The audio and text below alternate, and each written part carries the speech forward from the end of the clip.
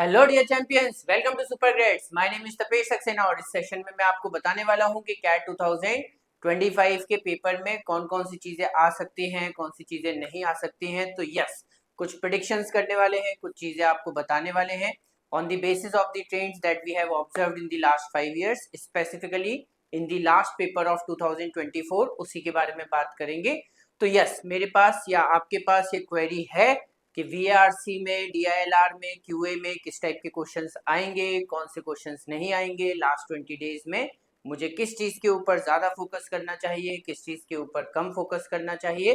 तो चलिए one by one सारी चीजों को डिस्कस करते हैं, सारी चीजों को समझने की कोशिश हम यहाँ पे करते हैं। ठीक है, तो अगर हम देखें तो कैट 2024 में अगर आपने पेपर को अच्छे से स्टडी किया है, अच्छे से एनालाइज किया है, सो VARC जो सेक्शन था उसमें हमारे पास 4 RC के पैसेजेस आए थे।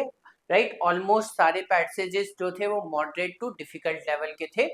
ठीक है, मॉडरेट लेवल आप ज्यादा बोल सकते हैं, very close to moderate level. Hard questions उसमें एक दो ही हमें देखने को मिले थे। So we can say for sure कि यहाँ पर जो हमारे पास 16 क्वेश्चंस थे उसमें अगर आपने अच्छे से प्रिपरेशन की है तो you could have easily managed to solve around 12 questions. Right, इसका मतलब आपका मेजर स्कोरिंग यहीं से आने वाली है। तो अगर आप मुझसे पूछेंगे कि लास्ट 20 डेज में सर मैं सबसे ज्यादा क्या प्रैक्टिस करूं, तो आई विल डेफिनेटली सजेस्ट कि लास्ट 20 डेज में आप आरसी को ही सबसे ज्यादा प्रैक्टिस कीजिए, आरसी के ऊपर ही सबसे ज्यादा फोकस कीजिए। आपका मेजर चंक ऑफ मार्क्स इधर से ही आएगा। But yes right, minor chunk आएगा नीचे वाले पार्ट से भी, जिनको हम सिंगल सिंगल इंडिविजुअल क्वेश्चंस बोल सकते हैं। यहाँ पे कुछ क्वेश्चंस टीटा भी होते हैं जिनको तो हमें डेफिनेटली अटेम्प्ट करना ही है, उनको लीव करने का कोई मीनिंग यहाँ पर निकलने वाला नहीं है। ठीक है, तो इसीलिए यहाँ से भी कुछ तो मार्क्स हम लेकर आएंगे ही। तो एक छोटे अमाउंट में इसकी भी प्रैक्टिस होनी चाहिए। तो लेट्स से अगर मैं आपको एक स्ट्रैटेजी बना के दूं, तो आज से अगर आप स्टार्ट कर रहे हैं तो मंडे से लेके फ्राइडे तक अगर आप चाहें तो सिर्फ और सिर्फ आरसी की ही प्रैक्टिस करें। सैटरडे और संडे को आप ये 3 टॉपिक्स कवर कर सकते हैं, जिसमें आपको एक छोटा सा पैराग्राफ देके एसेंस या समरी ऑफ द पैराग्राफ पूछा जाता है। राइट, तो पैरा समरी जिसको हम बोल सकते हैं, उसके बाद सेंटेंस फिट जिसमें आपको एक सेंटेंस गिवन होता है, पैराग्राफ के अंदर ब्लैंक्स होते हैं, वो सेंटेंस कौन से ब्लैंक में फिट होगा, बेस्ट फिट कहाँ पर होगा वो आपको आइडेंटिफाई करना है। और तीसरे टाइप के क्वेश्चंस जिसमें आपके पास 5 सेंटेंसेस हैं, 4 सेंटेंसेस से एक पैराग्राफ बन जाएगा। 1 सेंटेंस उस पैराग्राफ के में या तो बिल्कुल भी फिट नहीं होगा या तो उस पैराग्राफ की सीक्वेंस में फिट नहीं होगा। वो कॉन्टेक्चुअल तो है लेकिन शायद पैराग्राफ की सीक्वेंस में बहुत आगे जाके आना चाहिए या बहुत पहले आना चाहिए। तो इसका मतलब हम ये बोलेंगे कि इस टाइप के क्वेश्चंस में टाइम थोड़ा ज्यादा लग जाता है, बट हमें नहीं समझ में आता। राइट, कई बार बहुत सारा टाइम देने के बाद भी क्वेश्चन नहीं सॉल्व हो पाते हैं। तो आरसी में कम से कम ये है कि पूरा का पूरा डेटा आपके सामने है। If you just like try to attempt it, सारी चीजों को समझोगे तो एटलीस्ट जो भी करना है वो आपके सामने ही अवेलेबल होगा। ठीक है, तो यस, फिर से मैं अपने आप को रिपीट कर रहा हूँ कि आरसी पे मैक्सिमम फोकस करो। मंडे से फ्राइडे, सैटरडे संडे, ये 3 चीजों के ऊपर अच्छे से प्रैक्टिस कर लो। क्या कुछ नया आएगा, है ना। एक और बढ़िया क्वेश्चन कि सर क्या इसके अलावा कुछ और नया देखने को मिल सकता है, तो let it be a surprise. Right, वो क्योंकि सभी के लिए सरप्राइज होगा तो उतना ज्यादा प्रिडिक्ट करने की कोशिश मत करो, क्योंकि जो नया आएगा वो डेफिनेटली कोई नहीं जानता। तो वहां पर फिर अपनी प्रेजेंस ऑफ माइंड बना के रखना, अपने आप से सिर्फ 2 क्वेश्चन पूछना। पहली बात कि जो भी चीज नहीं आती है वो मुझे अटेम्प्ट करना है या नहीं करना है। दूसरी बात, अगर अटेम्प्ट करना है तो कब, कौन से पार्ट में, शुरू में, बीच में, लास्ट में, तो कहां पर अटेम्प्ट करना है। ठीक है, तो ये क्वेश्चन अपने आप से जरूर पूछना, उसके बाद ही फिर आगे बढ़ना। Otherwise you just stick to your strong areas जो आपने अच्छे से प्रिपेयर किए हैं। और ये टिप तो आप तीनों सेक्शंस में अभी से अपने पास रख लीजिए। उसके बाद अगर हम देखते हैं तो सेकंड सेक्शन हमारे पास DILR है। DILR में एज सच स्लॉट वाइज भी बहुत ज्यादा सिमिलैरिटी नहीं होती है, सिर्फ स्ट्रक्चर में सिमिलैरिटी थी। 3 सेट थे जिनमें हमें 4 क्वेश्चंस दिख रहे थे, बाकी 2 सेट में 5 क्वेश्चंस दिख रहे हैं। लेकिन ये क्वेश्चंस किस चीज के ऊपर बेस्ड हैं, तो उसमें कोई सिमिलैरिटी नहीं है। फर्स्ट लॉट में 2 सेट्स जो थे वो कैलकुलेशन बेस्ड थे, एक न्यूमेरिकल रीजनिंग का था, एक गेम्स एंड टूर्नामेंट का था, एक वेन डायग्राम का था। जबकि सेकंड सेट में, अगर सेकंड स्लॉट में अगर आप देखोगे तो कैलकुलेशन बेस्ड हमें सिर्फ एक ही सेट मिल रहा था, जो कि बहुत डिफरेंट था, मतलब दोनों में डिफरेंट टाइप के कैलकुलेशंस थे। ठीक है, और उसके बाद अरेंजमेंट के भी अलग ही टाइप के क्वेश्चंस थे, जो फर्स्ट स्लॉट में आया था उससे काफी डिफरेंट टाइप का अरेंजमेंट था। और यहाँ पे रूट एंड नेटवर्क का एक क्वेश्चन आया, एक एवरेज, जो कि पूरा क्यूए बेस्ड कॉन्सेप्ट ही था, राइट। उसके बाद अगर हम देखेंगे तो तीसरे स्लॉट में हमको, राइट, कन्वेंशनल डीआई के 2 सेट मिल गए। कन्वेंशनल डीआई मतलब वही वो नॉर्मल परसेंटेज कैलकुलेट करो, परसेंटेज इंक्रीज, परसेंटेज डिक्रीज, उस टाइप के 2 सेट मिल गए। तो यहाँ पे कुछ अलग ही नेचर हो गया पेपर का। तो एज सच डीआईएलआर में तो अगेन, राइट, प्रिडिक्टेबिलिटी बहुत लो है, किस टाइप के सेट्स आएंगे, कैसा क्या होगा।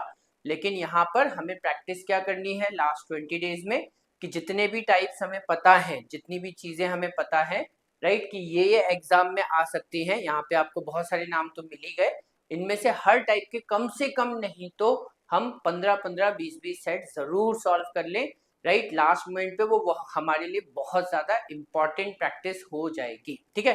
तो लास्ट 20 डेज में एवरी डे हर टाइप का एक एक सेट सॉल्व कर सकते हो, बेस्ट है। अगर नहीं कर सकते हो तो 5-6 कैटेगरीज हैं जो मैंने यहाँ पर शो की हैं, इन 5-6 कैटेगरीज को कवर करने की कोशिश करो 2 या 3 दिन, हर 2 या 3 दिन में सारी कैटेगरीज कवर होनी चाहिए, कम से कम एक एक 2-2 सेट हर कैटेगरी के लगने चाहिए। और उसके बाद फिर इसे रिपीट करते रहो, हर 3 डेज में सेम, या हर 2 दिन में सेम साइकिल को लगातार रिपीट करो, ठीक है। और एक चीज मैं जरूर बोलूंगा, एम्फेसाइज करूंगा कि डीआईएलआर में कन्वेंशनल डीआई के ऊपर काफी फोकस करो। अगर ये चीज रिपीट हो जाती है तो ये डेफिनेटली आपको स्कोर बनाने में हेल्प करेगी, क्योंकि यहाँ पर सोचना बहुत ज्यादा नहीं है, नॉर्मल मैथमेटिकल कैलकुलेशंस होते हैं, सिर्फ कैलकुलेशन सही से कर दोगे तो आंसर्स आ जाएंगे और मार्क्स भी आपके अच्छे खासे बन जाएंगे, ठीक है। तो यहाँ पर डेफिनेटली थोड़ा सा ध्यान रखना है ना। उसके बाद फिर अगर हम देखते हैं तो हमारे पास आता है क्यूए, राइट। क्यूए जो है वो थर्ड सेक्शन है। एक तो सबसे बड़ी प्रॉब्लम यह है कि 2 सेक्शन सॉल्व करने के बाद हम मेंटली बहुत टायर्ड फील करते हैं, वॉच्ड आउट। कई बार तो ऐसा भी होता है कि यार बहुत ज्यादा थका हुआ, मतलब मुझे अंदर से ऐसे एग्जॉस्टेड भी फील होने लगता है कि अब कैसे होगा।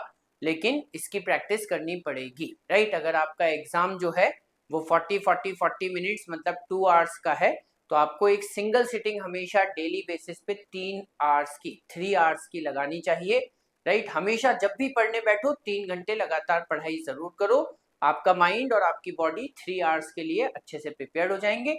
उसके बाद चाहे भले ही 1 घंटे का गैप ले लो, 2 घंटे का गैप ले लो, तो सुबह एक सिटिंग 3 आवर्स की, दोपहर में पॉसिबल है तो दोपहर में 3 घंटे, रात को 3 घंटे, लेकिन हमेशा 3-3 घंटे के स्लॉट में पढ़ो।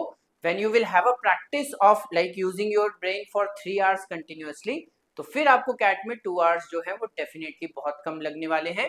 तो वहां से फिर मेरे ख्याल से आपका ये जो एलिमेंट है वो खत्म हो जाएगा, पहली चीज।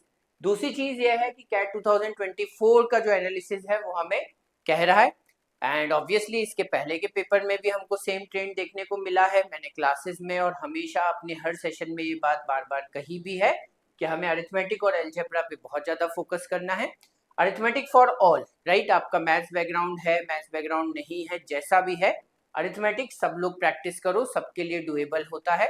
आराम से गिरी से गिरी हालत में भी 7 क्वेश्चन जरूर होंगे अरिथमेटिक के, और 7 क्वेश्चन अगर आपने सॉल्व कर दिए और 100% एक्यूरेसी आपकी आ गई, तो यही आपको 90 परसेंटाइल क्रॉस करवा देगा।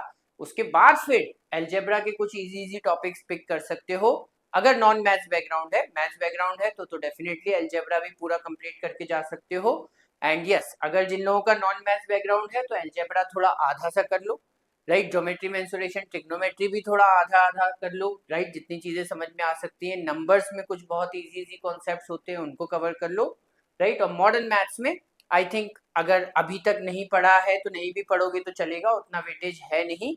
एंड मैं ऐसा कुछ प्रिडिक्ट भी नहीं कर रहा, एक्सपेक्ट भी नहीं कर रहा कि अचानक से बहुत ज्यादा ट्रेंड चेंज हो जाएगा, क्योंकि पिछले 5-6 साल से हमें मॉडर्न मैथ्स के हार्डली 1 या 2 क्वेश्चन देखने को मिल रहे हैं, ज्यादा भी हुआ तो 3 होंगे, राइट। तो you can easily afford to leave it, right. इससे ज्यादा तो चेंज नहीं आएगा, सरप्राइज देंगे भी तो कितना बड़ा सरप्राइज आ जाएगा एक साथ।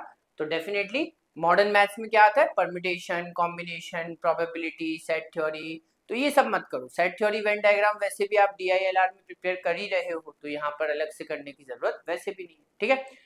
चलिए, वेरी गुड। तो मेरे ख्याल से यहाँ से आपको काफी सारी हेल्प मिल गई होगी, बहुत सारे टिप्स एंड मेरे ख्याल से कुछ फॉर्मूले या कुछ गुरु मंत्र आपको मिल चुके हैं। इनको अच्छी तरीके से यूज कीजिए, अपने हेल्थ और फिटनेस का ध्यान रखिए, खूब जम के पढ़ाई कीजिए, खूब जम के मेहनत कीजिए। All the very best.